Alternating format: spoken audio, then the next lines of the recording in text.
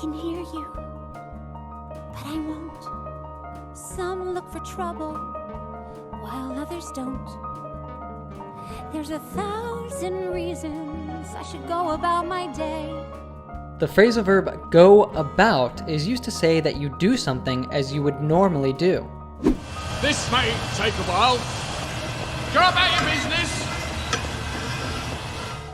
Here, Elsa is saying that she has many reasons to continue with her day in a normal way, without following the mysterious call of the voice.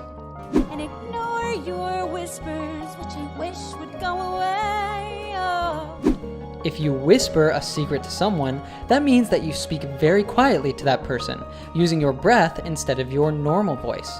You might whisper, for example, when you're telling someone a secret. Although this voice that calls Elsa doesn't really sound like a whisper, as it's quite loud, Elsa refers to it like this because she is the only one that is able to hear it. Do you hear that? What? Never mind. And ignore your whispers, which I wish would go away. Oh.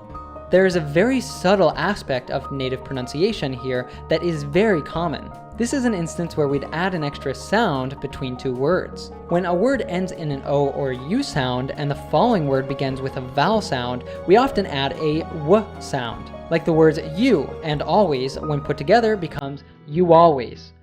Or who is it, which you might say when someone knocks on your door, becomes who is it.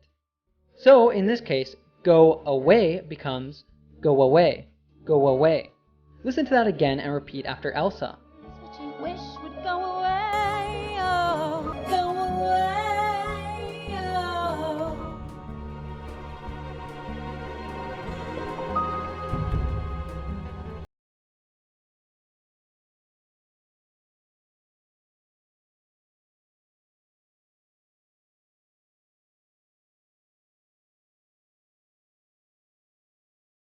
A high frequency sound that might appear after you're exposed to a loud noise, such as an explosion or the speakers at a concert.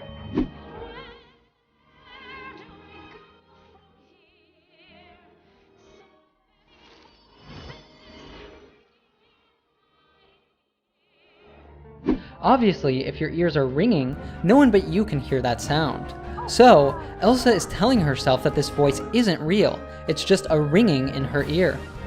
She also says that even if she did hear it, she is spoken for. Do you know the meaning of this phrase? Scared, unavailable, interested.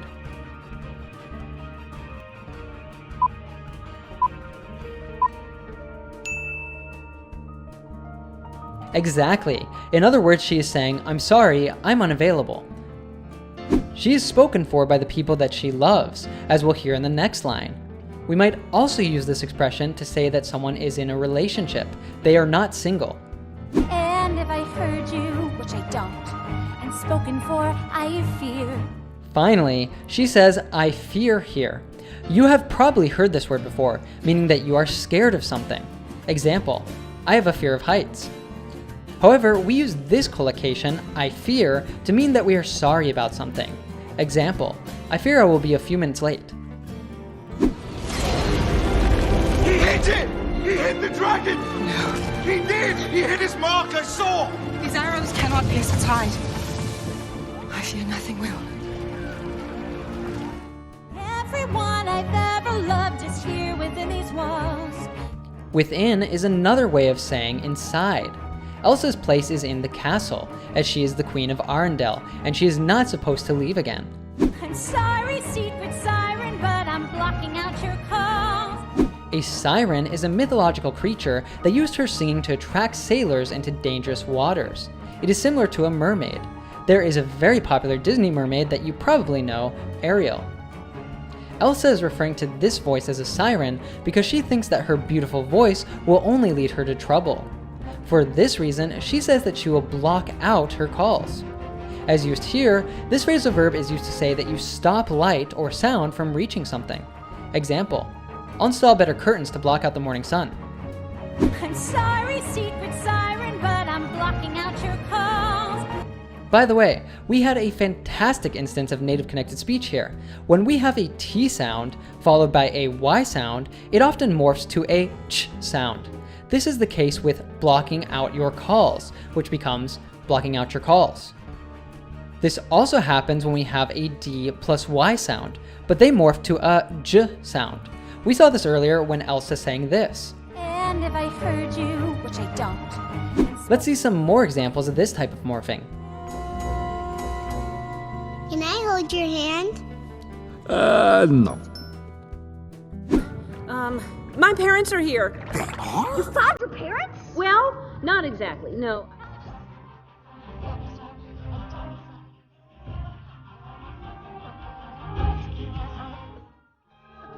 A situation in which you are exposed to danger is risky. So risk is the act of exposing yourself to danger or to losing important things.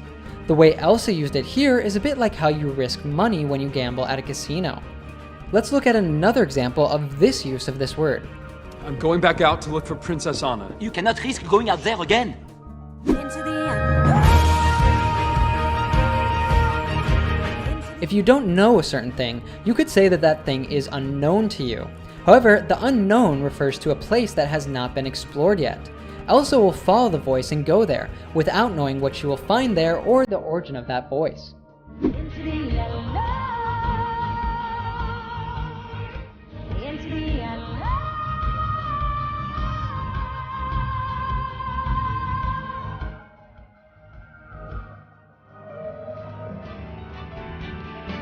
Don't do this alone. Let me help you, please. I can't lose you, Elsa. In cases like this one, the word lose doesn't refer to the inability to find something or someone. It is actually a way of referring to someone's death. The sisters already lost their parents in a tragic accident, so Anna is saying that she couldn't stand losing her sister too. Oh no! Olaf, help me stop! Give me a hand! Did you catch the humor here? There is a pun intended, as the phrase "give me a hand" is commonly used for asking someone for help. Hey, whoa! Who said you kids could torture the sloth? Hey, Manny! Diego! My bad mammals jammals. Want to give us a hand? Look, I opened my camp. However, here we see that Olaf literally gives his hand to Anna in order to help her. Hang on! Can you guess the meaning of the phrasal verb hang on?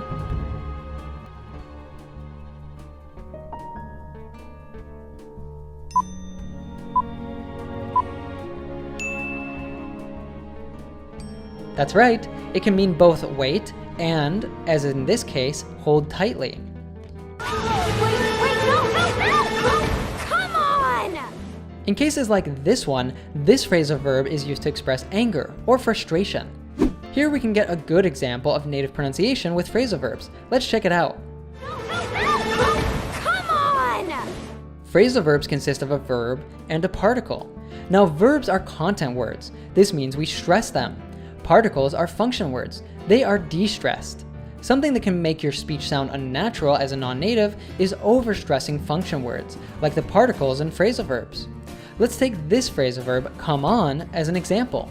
We stress come and de-stress on. Furthermore, we connect the two. So instead of saying come on, we say come on. Let's look at some more examples. Did you scooch over and drop? Oh, come on, nobody falls asleep that fast! The coaches are lined up as the cream of the crop pours out of them like Miss Muffet's curves and whey. Oh no, this might sound crazy, but I'm sensing some rising anger. When something rises, it moves from a lower position to a higher one. For example, a balloon rises in the air. However, Olaf is saying in a figurative way that he senses his anger rising. So he means that he feels that he is becoming angry with Elsa for what she just did to them. Wait, you're angry? I think so. Elsa pushed me away too and didn't even say goodbye. The phrase push someone away is used to say that you don't need help or attention from that person. In this case, Elsa literally pushed them away. In the first Frozen movie, we've seen that Elsa constantly pushed her sister away because she was afraid of hurting her with her powers. And you have every right to be very, very mad at her. Mad is a word that Americans use often instead of angry. If someone tells you this phrase, they mean that you have a good reason to feel how you feel. Example, you have every right to be sad. If you want to mean the opposite, you can say the phrase, you have no right. You have no right.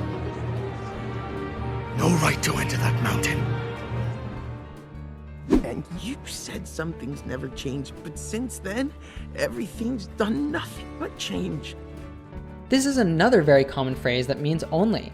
So here, Olaf is saying that things have done nothing but change. So in other words, he is saying that things have only changed since she sang that song with him. I know. But look, I'm still here holding your hand. Here, we have another humorous phrase, as this expression is commonly used to say that you give another person your support. However, here we see Anna literally holding Olaf's hand.